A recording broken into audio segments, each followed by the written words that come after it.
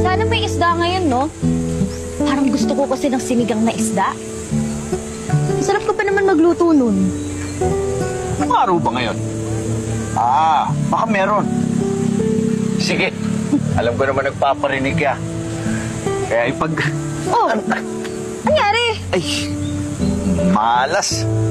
Nasira pa tong tsinelas ko.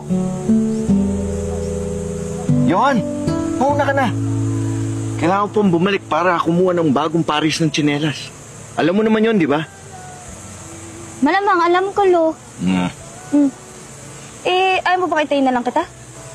Di na, magtatagal lang tayo. Humayo ka na. O, yan o. Ano na to? Yan na. Oo, ito na. Ay, ano pa inaantay mo?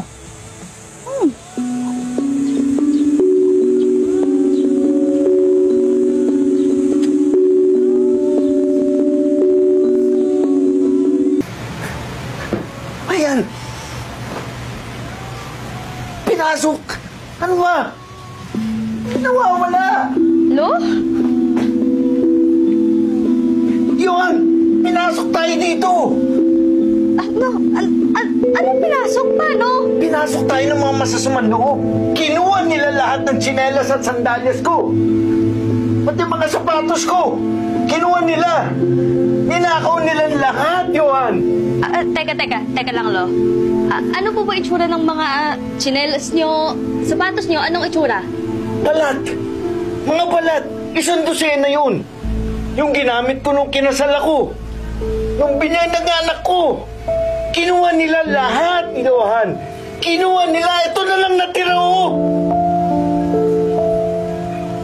Lo. Wala po kayong mga sapatos. At hindi po tayo pinasok, ha? Ito po yung tsinelas nyo na napigtas kanina habang papunta tayong palengke, di ba? Kaya nga po kayo bumalik dito.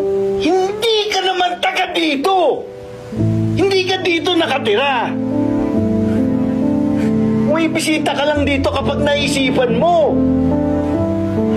Pupunta lang kayo dito kapag naaalala nyo! Kaya hindi mo alam kung minawawala ang mga gamit!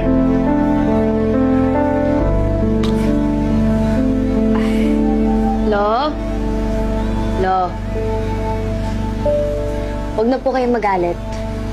Ganito, tawag po ako sa mga polis para i-report po yung nagnakaw ng mga sapatos nyo, ha?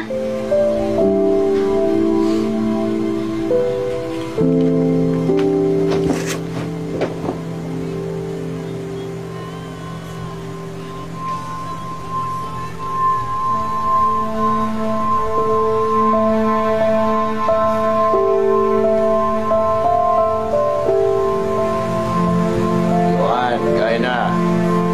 Opo.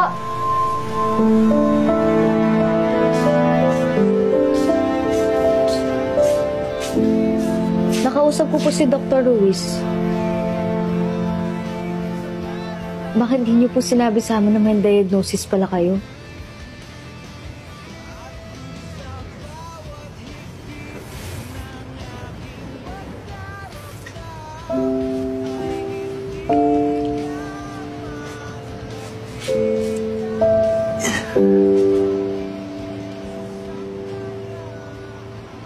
Ayoko kayo mahirapan. Sanay naman kayo na hindi ako inaalala.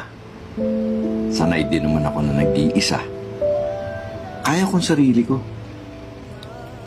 Yo, pamilya po tayo.